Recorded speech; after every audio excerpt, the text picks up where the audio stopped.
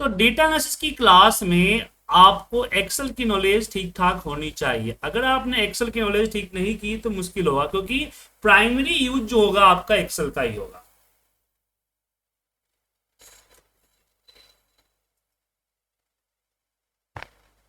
तो हम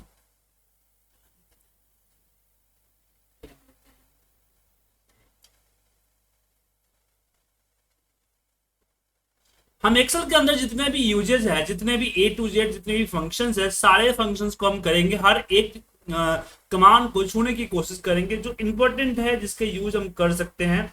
हर एक चीज को मैं करने की कोशिश करूंगा। तो शुरुआत करता हूं फाइल से। उससे पहले समझते हैं कि किस मेनू के अंदर कौन सा ऑप्शन है, कैसे पता चलेगा। ये बहुत अच्छी बात होती है, क्योंकि अगर आप किसी इंटरव्यू में जाते हैं और इंटरव्यू के अंदर मान लीजिए कि यूजर आपके इंटरव्यूअर ने कुछ कमांड लगाने के लिए बोला, और वो कमांड कहाँ है वो आपको अगर नहीं पता तो फिर मुश्किल हो जाएगी। जैसे आपको बोला गया कि पिवट लगाइए, तो आपका कर्सर डायरेक्ट इंसर्ट के अंदर पिवट पे जाना चाहिए। अगर आपने डेटा पे या कहीं और क्लिक करके फिर इंसर्ट पे आए, तो सामने वाला बंदा समझ जाता है कि आपको चीजें नहीं आती है। इसलिए आपको ये पता होना जरूरी है कि आपका किस ऑप्शंस के अंदर क्या चीजें हैं। तो ये चीजें पता करने के लिए कोई बड़ी चीज नहीं होती है, सिंपल सा एक थ्योरी है कि जैसे होम होम के अंदर में आपको मोस्ट यूजेस कमांड मिलेंगे। क्या मिलेंगे? Most uses command. जो सबसे ज्यादा यूज होने वाले फीचर्स जैसे कि फॉर्मेटिंग हो गया, या कंडीशनल फॉर्मेटिंग हो गया, या फिल्टर्स हो गए, ये सारी चीजें आपको होम सेक्शन में मिलेगा। इंसर्ट, जो चीज हमें इंसर्ट करनी है, जैसे कि हमें इंसर्ट करना है पिवट, जैसे हमें इंसर्ट करना है पिक्चर्स, जैसे हमें इंसर्ट करना है चार्ट्स। तो जैसे इंसर्ट जैसे वर्ड होते हैं वो हमेशा इंसर्ट में मिलेंगे आपको। पेज की सेटिंग हमेशा पेज लेआउट में मिलेगा। एंड फॉर्मूला बताने की जरूरत नहीं, सारे फॉर्मूले बारे में मिलेंगे। देन आता है डेटा टूल्स। डेटा टूल्स हमको हमेशा कहां मिलेगा? डेटा टूल्स आपको हमेशा मिलेगा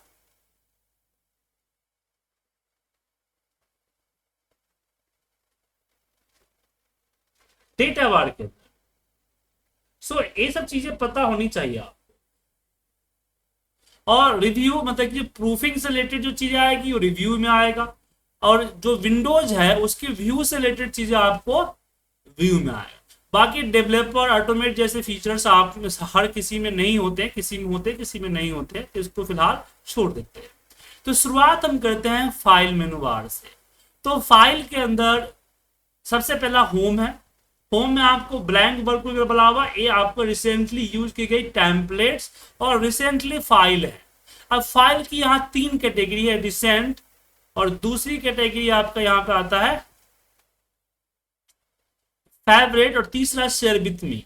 तो शेयर विथ मी क्या हुआ कि जो वन ड्राइव के जरिए आपको शेयर की गई है वो शेयर विथ मी में आएगा। और फेवरेट, जैसे कोई फाइल मैं बार बार ओपन करता हूँ, हर बार वो फाइल ओपन करता हूँ, जैसे ईएन डेट जो है मैं, या फिर सेल्स 25 को मैं बार बार ओपन करता हूँ, तो मैं यहाँ स्टार दिख रहा है, मैं स्टार पे क्लिक कर दूंगा तो ये मेरा फेवरेट वाले लिस्ट में चला जाएगा। ठीक है, कहां चला जाएगा? फेवरेट लिस्ट के अंदर चला जाएगा। तो इससे क्या होगा कि रिसेंट जो है वो तो बार बार अपने आप को चेंज अपडेट करते रहता है। रिसेंट बार बार अपने आप को चेंज करते रहता है, लेकिन फेवरेट के अंदर चीजें चेंज नहीं होती है। तो इसका बेनिफिट आपको ये मिलेगा कि आपके जो मोस्टली यूज होने वाली फाइल्स है उसको आप यहां पे बार बार लोकेशन पे जाके ओपन करने की जरूरत नहीं पड़ेगी, आप यहीं से इसको ओपन कर सकते हो। उसके बाद न्यू में आते हैं, तो यहाँ पे न्यू के साथ यहाँ पे बहुत सारे बने बनाए टेम्पलेट्स है जो कि आपके यूज हो सकते हैं। जैसे कि आपके बॉस ने आपको बोला कि भाई एक इनवाइस बना दो। अब आप अकाउंट से नहीं है, आपको इनवाइस के बारे में पता नहीं, इनवाइस में क्या फील्ड होते वो पता नहीं, या फिर आपके पास इतना टाइम नहीं है कि पूरा स्ट्रक्चर को दोबारा से डिजाइन किया जाए। तो आप क्या करेंगे? आप इसके लिए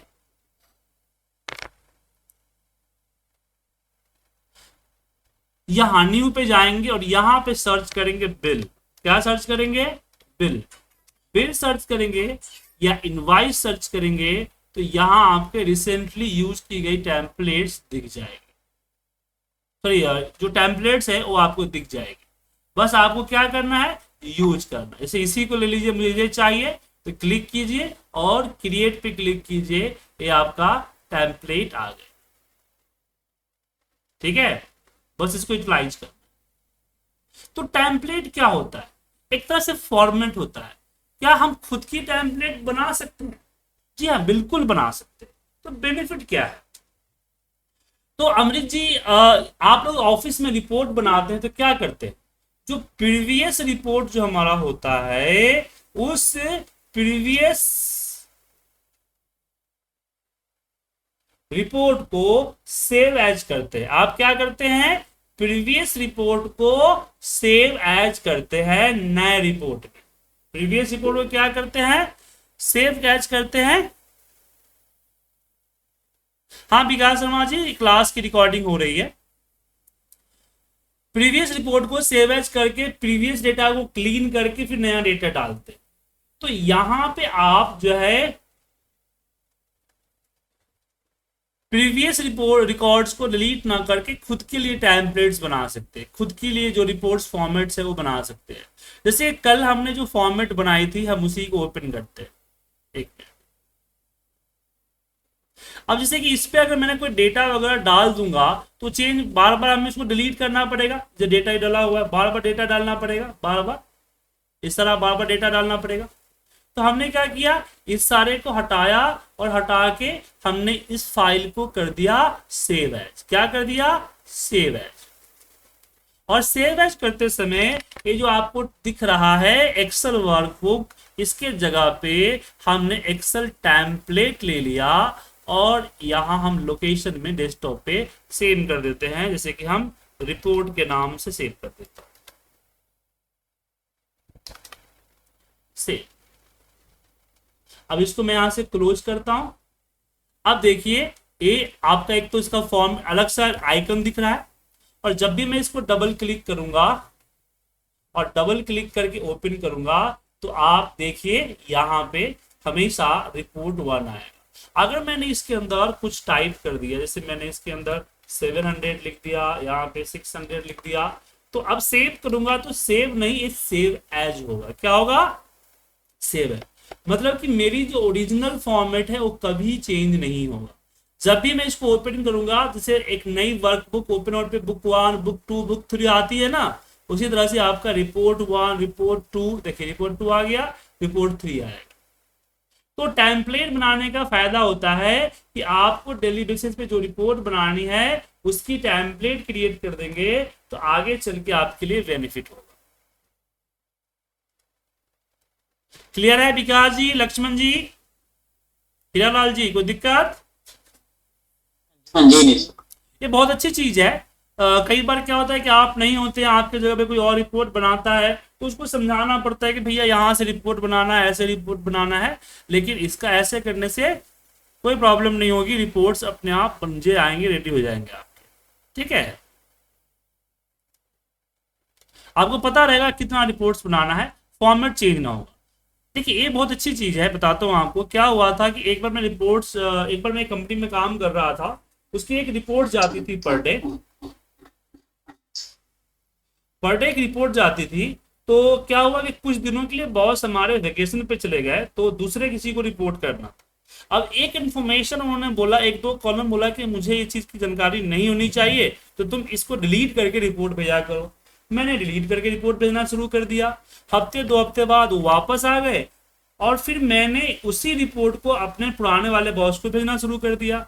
अब 8-10 दिन बाद बोल रहे हैं कि यार इसमें ये रिपोर्ट तुम्हारा गलत है, इसमें कुछ चीजें मिसिंग है। अब मेरा दिमाग कनक गया कि भाई क्या मिसिंग है, मैंने पूरी रिपोर्ट खान दी। अब 15-20 दिन पहले मैंने कुछ चेंजिंग की थी, मुझे याद नहीं आ रहा था कि क्या दिक्कत हो गई है। फिर मैं एक एक करके सारे रिपोर्ट को चेक किया, तब जाके पता चला कि ओ मैंने चेंज किया, फिर जाके रिपोर्ट को सही किया। तो उसी दिन से मैंने सोचा कि नहीं, टेम्पलेट्स बहुत ज्यादा बेनिफिशियल है। इससे क्या होगा कि अगर मुझे कोई चेंजिंग करनी है अपने रिपोर्ट्स में तो टेम्पररी होगा, ना कि परमानेंट फॉर्मेट में चेंज होगा, क्योंकि उसी रिपोर्ट को आगे कंटिन्यू नहीं किया जाएगा। इसलिए अब आगे इसमें आगे बढ़ते हैं। ओपन में जैसे ओपन करना है, फोल्डर भी है, यहाँ भी है, यहाँ से आप अपना वन ड्राइव वगैरह या कोई पहले से जैसे जेट ड्राइव वगैरह है ऐड कर सकते हैं। शेयर इस फाइल को डायरेक्टली ईमेल के थ्रू एज ए पीडीएफ में या एज ए वर्कबुक फाइल में यहीं से शेयर कर सकते हैं।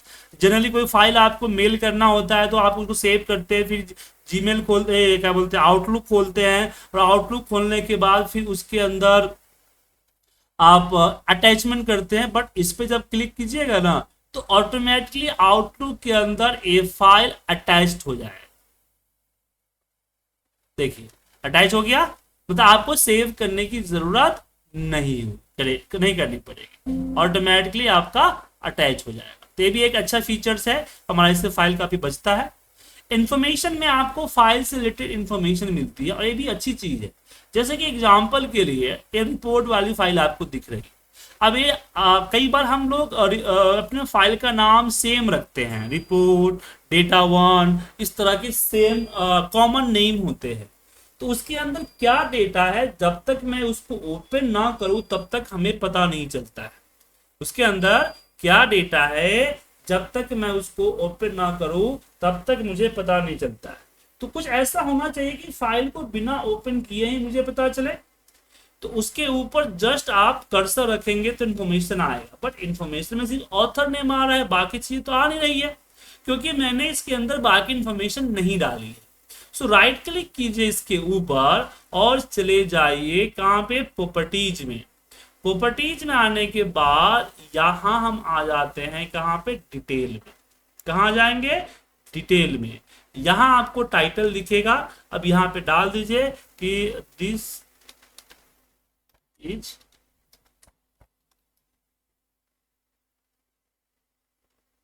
लक्ष्मी जी, आपके एंड से प्रॉब्लम है, आप रीज्वाइन कर ले सेल्स।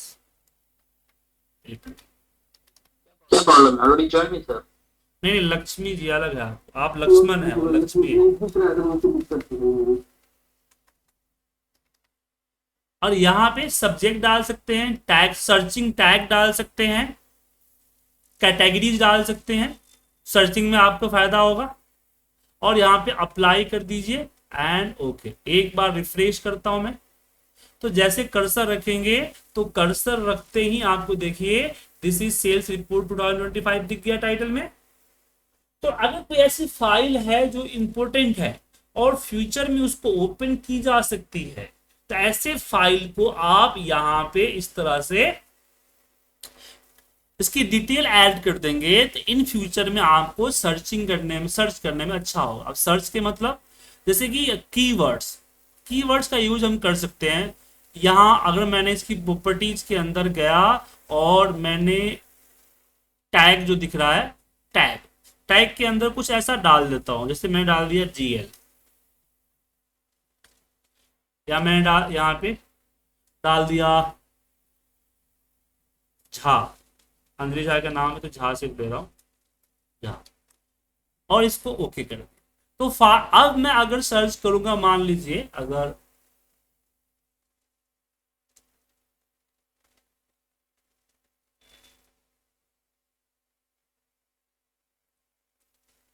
याद है JHA,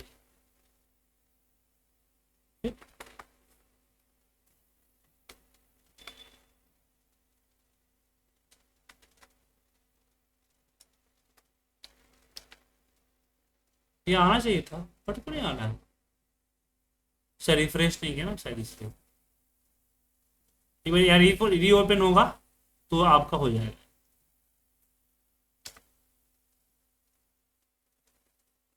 जैसे कि यहाँ पे सर्च कीजिएगा ना, JHA हमने कर दिया तो ये आपका वो फाइल यहाँ दिख जाता है, बट एक बार रीओपन करना पड़ेगा। तो कीवर्ड्स वगैरह मैनेज कर सकते हैं।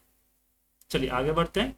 तो ये चीजें मैं प्रॉपर्टी से और यहां से भी मैनेज हम कर सकते हैं।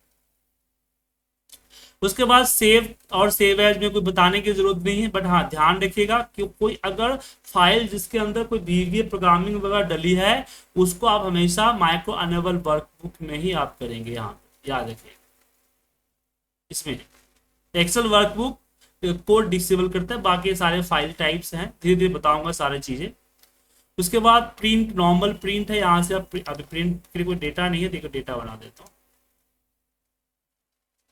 क्या आपका नॉर्मल प्रिंट का होता है, तो जनरली हम लोग पीडीएफ वगैरह में कन्वर्ट करने के लिए यूज करते हैं। यहाँ पे आप प्रिंटर भी ऐड कर सकते हैं, यहाँ पे नंबर ऑफ कॉपीज होता है, यहाँ आपको पेजेस डाल सकते हैं, आप कोलेटेड करना है, अनकोलेटेड करना है, पोर्ट्रेट करना है, लैंडस्केप करना है, पेपर की साइज और साइड से कितना कटेगा वो मार्जिन दे सकते हैं, और यहाँ पे स्केलिंग दे सकते हैं।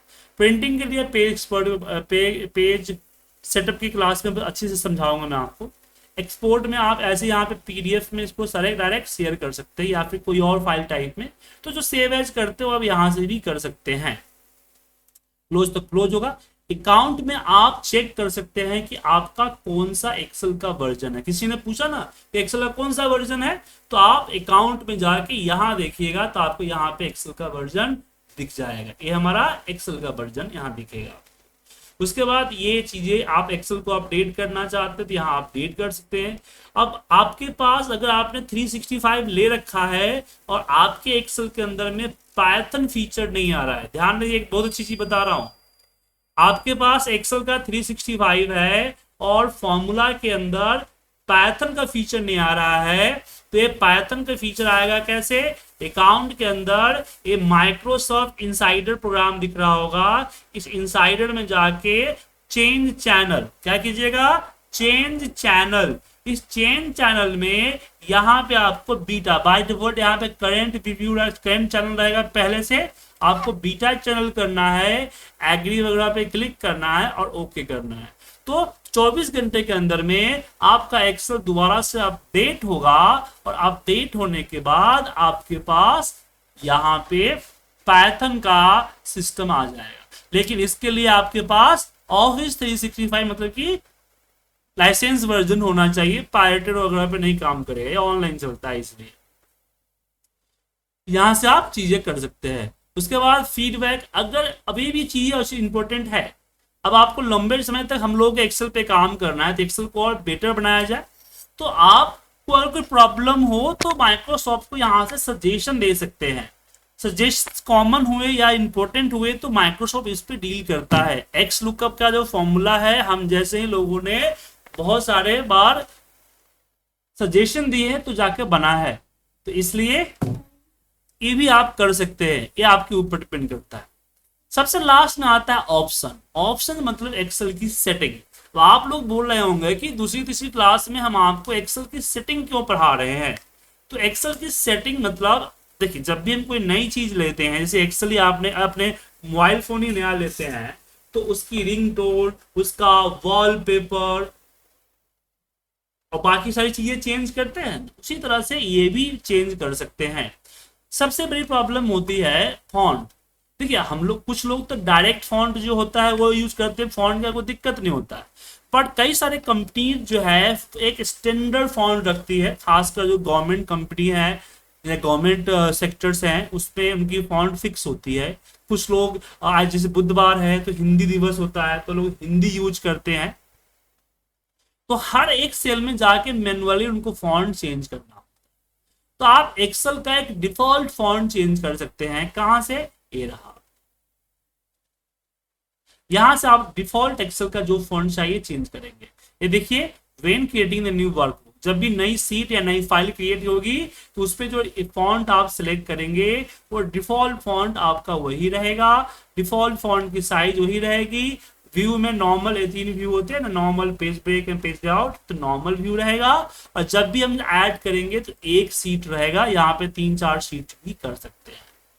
इसके बाद आता है user name. User name it means author name. इससे क्या है कि अभी जो मैंने आपको एक्सेल की फाइल दिखा, यहाँ पे एक्सेल की फाइल पे हमने कर्सर रखा तो क्या दिखा? ऑथर नेम सुजीत कुमार, मतलब इस फाइल को किसने बनाया है उसका नाम आ रहा है। तो जनरली ये पिक करता है आपकी लॉगिन आईडी से, जो आपका लॉगिन आईडी होता है ना उससे। और कंपनी के अंदर में जो लॉगिन आईडी होते हैं वो यूजर 1, एडमिन 1, इस तरह के कॉमन नेम जो समझ में ना आए ऐसे नेम होता है। तो आपने कुछ ऐसी रिपोर्ट्स, कुछ ऐसी ऑटोमेशन की और वो काफी लोगों के यहाँ जा रही है, तो कैसे पता चलेगा कि वो आपने बनाया? तो इसके लिए यहां पे आप अपना यूजर नेम चेंज कर सकते हैं। जैसे कि मैंने यहां पे कर दिया IPT एक्सेल स्पून, और फिर यहां पे आता है कलर का थीम। अब अभी मेरा कलरफुल है, अगर मैंने यहाँ पे ब्लैक कर दिया एंड ओके कर दिया तो देखिए ये ब्लैक, और यहाँ पे व्हाइट कर दूंगा तो व्हाइट हो जाएगा। अब इसको लेके एक बार एक हमारी एक स्टूडेंट थी, उससे मेरा बहस भी हो गया था। वो जबरदस्ती बोले कि सर आपका एक्सेल अलग है, मेरा एक्सेल अलग है। हम बोले ऐसे कैसे अलग है आपके पास? मैंने बोला चेक कीजिए फाइल के अंदर जाके अकाउंट में, तो बोला सर 365 है। बोले एक ही एक्सेल है। नहीं, अलग एक्सेल है, आपका अलग दिखता है, मेरा अलग दिखता है। तो बाद में जब मैंने उसकी स्क्रीनशॉट ली तो पता चला कि उसका थीम जो है ना वो ब्लैक हो रखा है, मेरा कलरफुल है, जिस कारण से उसको अलग दिख रहा है।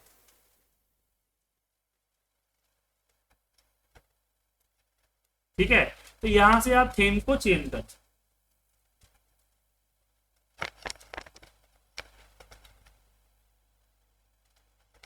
उसके अलावा फॉर्मूला में कुछ खास नहीं है, लेकिन हाँ जैसे ABCD आपको दिख रहा है, किसी ने अगर 1 2 3 4 कर दिया तो यहाँ से इसको चेंज कर सकते हैं। देखिए 1 2 3, आप देखिए यहाँ पे A1 B1 C1 था ना, R4 आ गया, R1 C1 आ गया। तो इसको चेंज करने के लिए आप चले जाइएगा कहाँ पे, फॉर्मूला में, और यहाँ से अनचेक कर। बाकी डेटा में सेम है। हाँ, प्रूफिंग का यूज करते हैं auto correct option. Auto correction option का क्या यूज होता है बताता हूँ। जैसे कि मैंने यहाँ पे DS लिख रहा हूं तो देखिए डेली रिपोर्ट सिस्टम आ गया। मैं यहाँ DL लिख रहा हूं तो DL, तो ये आपका न्यू दिल्ली आ जाता है। तो ऐसे शॉर्टकट्स मैंने ऑटो करेक्ट ऑप्शन से बनाए हैं। तो यहाँ प्रूफिंग के अंदर ये आपका ऑटो करेक्ट ऑप्शन होता है, जहां पे आप शॉर्टकट्स बना सकते हैं। जैसे कि मैंने यहाँ पे DT लिख दिया तो ये हो जाएगा डेट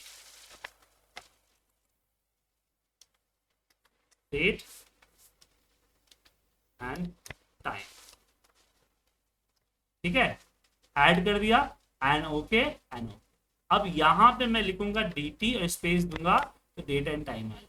तो इस तरह की शॉर्टकट्स, कुछ ऐसे सेंटेंस जिसको बार बार आप यूज करते हैं, या कुछ ऐसे सेंटेंस जिसके स्पेलिंग मेरी तरह भूल जाते हैं, तो ऐसी चीजों के लिए आप प्रूफिंग का यूज कर सकते हैं। को पायलट में आप सेटिंग कर सकते हैं। को पायलट को जो यहाँ को पायलट जो कि AI है ChatGPT की तरह माइक्रोसॉफ्ट का, वो आपको अनेबल करना है या डिसेबल रखना है, वो चीज यहाँ से अनेबल कर सकते हैं। सेव के अंदर आप डिफॉल्ट सेव का टाइप, डिफॉल्ट सेव की लोकेशन, जनरली हम लोग Ctrl+S करते हैं तो क्या होता है, जो लोकेशन आती है वो माई डॉक्यूमेंट की आती है ना, लेकिन आप लोग फाइल को माई डॉक्यूमेंट में नहीं, आप D ड्राइव F ड्राइव में डालते हैं, वो ड्राइव यहाँ डाल दीजिए तो उस पर आपका फाइल चला जाएगा। ये सब नॉर्मली सेटिंग है। एडवांस के अंदर कुछ छोटे मोटे चेंजिंग है, जैसे कि हम लोग एंटर प्रेस करते हैं तो कर्सर डाउन जाता है, यहाँ से आप राइट लेफ्ट ऑफ कर दीजिएगा। कभी कभी ऐसा आपको होगा कि आप 100 लिखेंगे, एंटर मारेंगे, 100 ऑटोमेटिक 1 में कन्वर्ट हो जाएगा, 500 आपका 5 में कन्वर्ट हो जाएगा, जो भी नंबर आप टाइप करेंगे वो डिवाइड बाय 100 ऑटोमेटिक हो जाएगा। इसका मतलब है किसी ने यहाँ पे क्लिक कर दिया। उसके बाद हम लोग इसको ड्रैग करते हैं, ड्रैगिंग पॉइंट बनता है, इसको लेकर ड्रैग करते हैं। अगर कभी ड्रैग नहीं हो रहा है, इसका मतलब है किसी ने यहाँ पे इसको अनचेक कर दिया। अगर चेक्ड है तो आप ड्रैग कर सकते हैं, अनचेक्ड है तो ड्रैग नहीं कर सकते। उसी तरह के छोटे मोटे यहाँ पे सेटिंग्स है, इसको आप खुद देख लीजिएगा। जो समझिएगा उसी को छेड़छाड़ कीजिएगा, जो नहीं समझिएगा उसको छेड़छाड़ नहीं कीजिएगा। जैसे कि फॉर्मूला बार, किसी ने यहाँ से फॉर्मूला बार हटा दिया तो यहाँ से आप ला सकते हैं। चेक्ड है तो रहेगा, अनचेक्ड हो तो नहीं रहेगा। उसके बाद सीट का टैब, कोई अगर सीट का नाम नहीं दिख रहा है, हाइड है या हाइड करना है तो यहाँ से इसको हट सकते हैं। ये आपका हॉरिजॉन्टल स्क्रॉल बार है, वर्टिकल स्क्रॉल बार है, तो यहाँ से आप ला सकते हैं, यहाँ से हटा सकते हैं। ऐसी पेज ब्रेक, जैसे कि यहाँ दिख रहा है ना आपको, ये डॉट लाइनिंग दिख रहा है पेज ब्रेक की, जब भी आप प्रिंट प्रीव्यू लेते हैं तो इस तरह से डॉट लाइन बन जाते हैं। तो अगर डॉट लाइन को हटाने हैं तो आप यहाँ से इसको हटा सकते हैं। लेफ्ट टू राइट, जैसे कि आपको सीट यहाँ से नहीं, कहीं यहाँ इस साइड से दिख रहा है, उल्टा हो गया पूरा सिस्टम, आपका क्या बोलते हैं उर्दू की तरह, तो यहां से आप इसको यहां से चेंज कर सकते हैं। अगर आप जीरो टाइप कर रहे हो, जीरो विजुअल नहीं हो रहा है, इसका मतलब यहां से जीरो को अनचेक कर दिया है। तो ये छोटी मोटी सेटिंग्स है, इसका यूज कर सकते हैं। एक और इसमें आता है, वो आता है आपका कस्टम लिस्ट।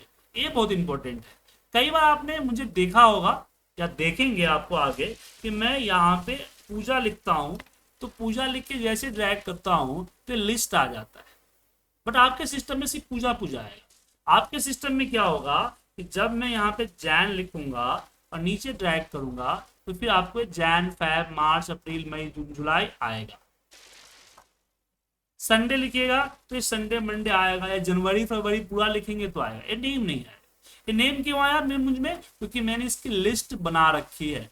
कैसे बनती है इसकी लिस्ट? तो आपको फाइल के अंदर जाना है, ऑप्शन के अंदर जाना है, और यहाँ पे एडवांस के अंदर कस्टमाइजेशन से ऊपर आता है, नीचे आइए एडिट कस्टम लिस्ट, यहां दिखेगा आपको एडिट कस्टम लिस्ट, इस पे क्लिक कीजिएगा। क्लिक करने के बाद यहाँ न्यू लिस्ट पे जाइए और यहाँ अपना लिस्ट क्रिएट कर लीजिए। जैसे कि मैंने नेम का लिस्ट क्रिएट कर रखा हूँ, जैसे मैं यहाँ पे पुणे का, यहाँ पे एक्सेल का, यहाँ पे कंट्री का, ऐसे आप क्लिक कर सकते हैं। या फिर कहीं पे है तो उसको सिलेक्ट करके ऐड भी कर सकते हैं, इंपोर्ट भी कर सकते हैं। अब इसका बेनिफिट क्या होता है? इसका 3-4 बेनिफिट है। पहले बेनिफिट है कि आपको बार बार लिस्ट टाइप करने की जरूरत नहीं। आप कोई एक नाम डालिए, उसको ड्रैग कीजिए और लिस्ट आ जाएगा। जैसे कि मैंने यहाँ पे डाला नेपाल,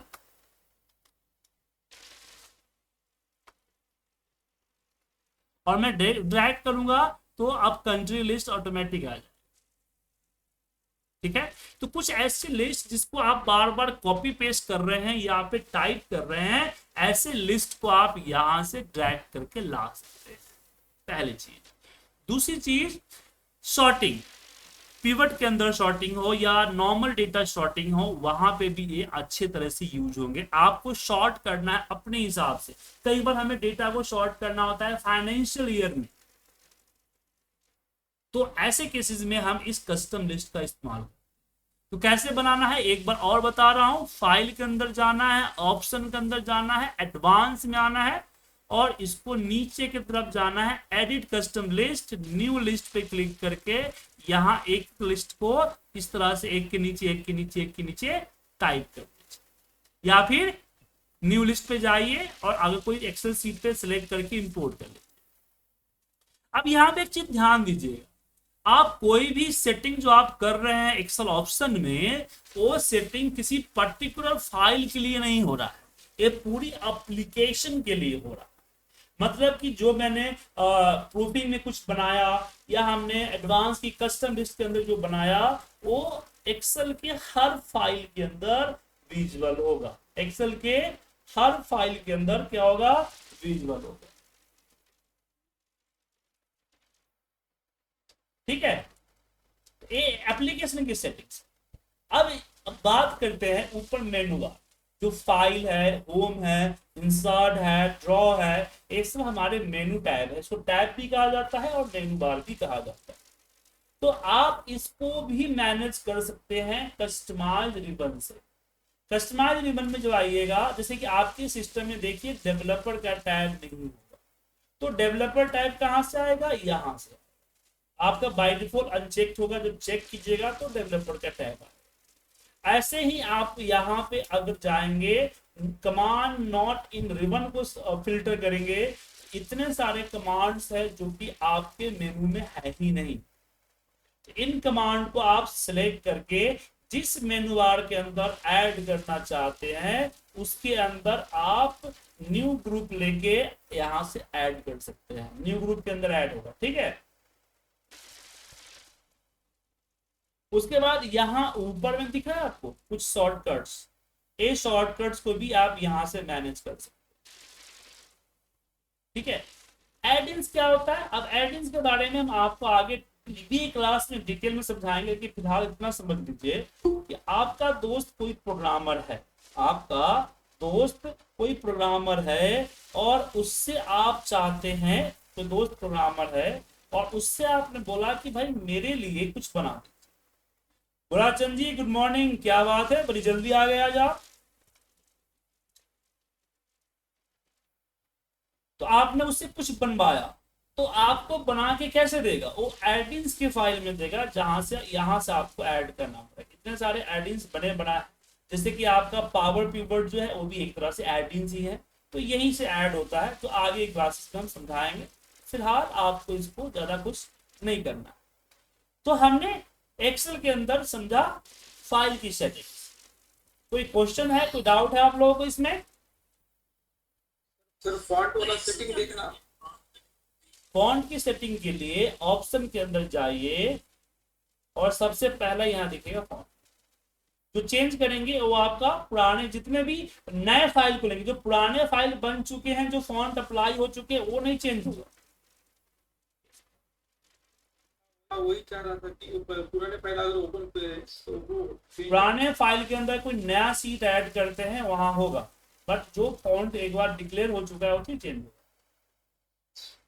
ठीक है ना? हेलो हाँ बोलिए, सुन रहा हूँ।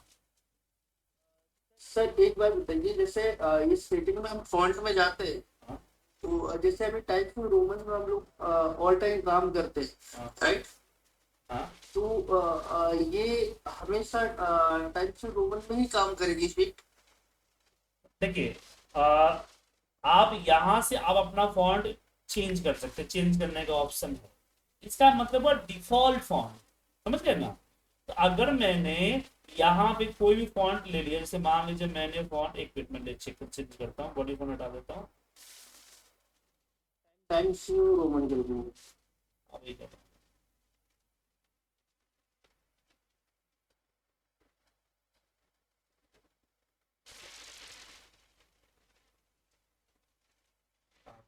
मैं लिख देता हूँ।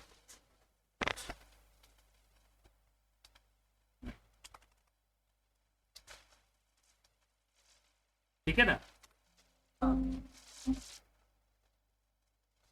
अभी बोला इफेक्ट के लिए आपको, एक मिनट में चेक कर लेता हूँ कि हुआ कि नहीं हुआ। हाँ हो गया ना? अब इसको एक बार चेंज करते हैं, यहाँ से बंद करते हैं, रीस्टार्ट करने के लिए बोल रहा है। अब यहाँ पे हमने एक्सेल फाइल यहाँ रीस्टार्ट,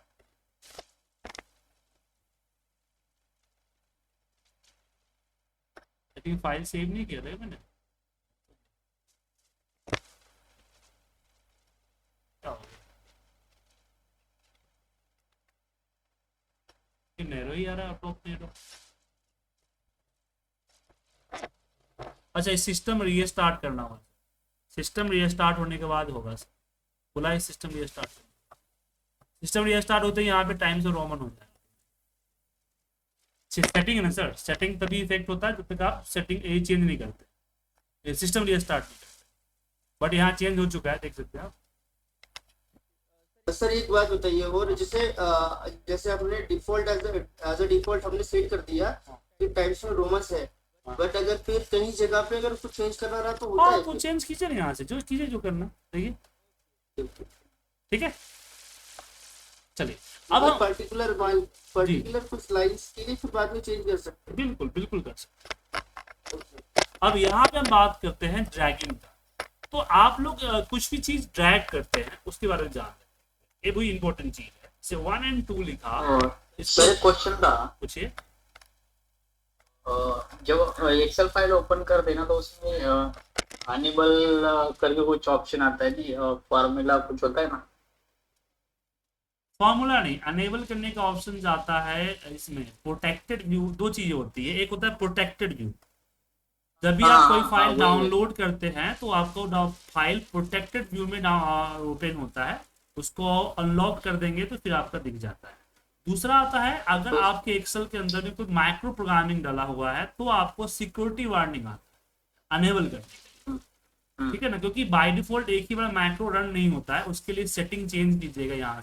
यहाँ से अगर अनेबल माइक्रो कर दीजिएगा तो आपको नहीं आएगा, बट प्रोटेक्टेड व्यू तो आएगा सर, वो है सर, वो सेटिंग है एक्सेल की, एमएस वर्ड की भी है। जब भी कोई नई फाइल ओपन कर दे तो उसमें आता है, उसमें अगर आप अनेबल कंटेंट आता है। हाँ, अनेबल कंटेंट वो सर प्रोटेक्टेड व्यू होता है, वो जरूरी है सर, क्योंकि आप सडनली कोई फाइल खोल के कोई चेंज ना कर दे। ठीक है ना? और इससे मेरा एक बार डेटा बचा भी था। मेरी बेटी है, उसने मेरा मेरा स्टूडेंट फाइल है ना जिसमें आप लोगों का रिकॉर्ड होता है, उस फाइल को ओपन कर लिया था, और ओपन करने के बाद उस सीट को डिलीट करने की कोशिश कर रहा था। प्रोटेक्टेड व्यू बचा हुआ जिस कारण से डिलीट हुआ, अदरवाइज नहीं होता, क्योंकि फिर वो फाइल मेरा क्लाउड पे था, अगर डिलीट होता तो ऑटोमेटिक सेव हो जाता, तो बच गया। तो अच्छी चीज है सर। सर ट्रस्ट सेंटर में जाके चेंज कर सकते हैं ना? सर मैं क्यों बताऊं, जब वो चीज अच्छी चीज है तो उसको चेंज करने की सेटिंग क्यों बताऊंगा क्या? ठीक। हालांकि यहाँ पे जाके ट्रस्ट सेटिंग में जाके कर सकते हैं। प्रोटेक्टेड व्यू दिख रहा है ना, यहाँ दिख रहा है आपको? जी। हाँ, अच्छी चीज है ना सर। तो क्या है, हर बार फाइल ओपन करने के बाद करना पड़ता है ना, तो इसलिए अच्छी तो- चीज है, हर अच्छा, बार ठीक कर है। लीजिए। एक बार जब डेटा आपका गायब हो जाएगा उस समय जो परेशानी होगी उससे कम परेशानी है ना हर बार हाँ। अनेबल करना। हाँ सर, क्या यस। कुछ चीजें अच्छी है ना, उसको चेंज मत कीजिए, ठीक है ना। अभी थोड़ा देर के लिए आपको दिक्कत नहीं होगा, लेकिन फिर अगर कभी हादसा हुआ तो दिक्कत होगा। जैसे कि मेडिक्लेम कुछ देर के लिए ठीक है, खराब लगता है, लेकिन जब हादसा होता है तो फायदा आता है ना,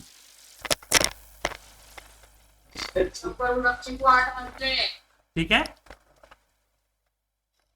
तो फाइल में अब मैं ड्रैगिंग के बारे में समझा देता हूं। जैसे 1 और 2 लिया और इसको ड्रैग करते हैं तो कंटिन्यूअस आ जाता है, लेकिन मुझे ड्रैग करना है 1 यहाँ पे 1 2 और एक एक गैप करके करना है। तो मैं इन दोनों को सिलेक्ट करूंगा, एक गैप को लूंगा, तो अब यहाँ देखिएगा ये आपका 3 आया गया था, आया, ठीक है सर। इसको हमने सिलेक्ट किया, एक इसको ले लिया और इसको फिर हम ड्रैग करने लगे, तो एक एक गैप करके इस तरह से आए। ओके। दूसरी चीज, जैसे मान लीजिए कि test/1 डाला हुआ, अब यहाँ पे इसको ड्रैग करेंगे तो ऑटोमेटिक 1 2 3 4 आएगा। लेकिन अगर मैंने लिख दिया 1-test, अब मैं इसको ड्रैग करूंगा तो देखिए 1 1 ही आएगा, 1 2 3 नहीं, समझे। हाँ, कोई डेट डला है, जैसे मैंने एक ये डाल दिया, तो अब नीचे ड्रैग करूंगा तो ये आपका डेट जो है इस तरह से इंक्रीज हो जाएगा। उसके लिए 1 और 2 लिख के ड्रैग करने की जरूरत नहीं है। 1 और 2 तब ड्रैग करने की जरूरत पड़ती है जब मुझे चेंज करना होता है। जैसे मुझे 7 दिन का गैप चाहिए, तो मैंने यहाँ पे लिख दिया, और यहाँ पे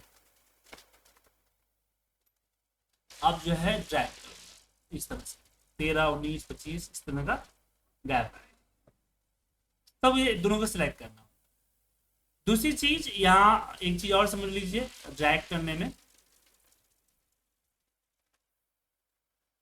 कि अगर मैंने यहाँ पे लिख दिया Jan/2025, अब मैं इसको ड्रैग करूंगा तो क्या आएगा, 2 3 4 5 आया ना सर।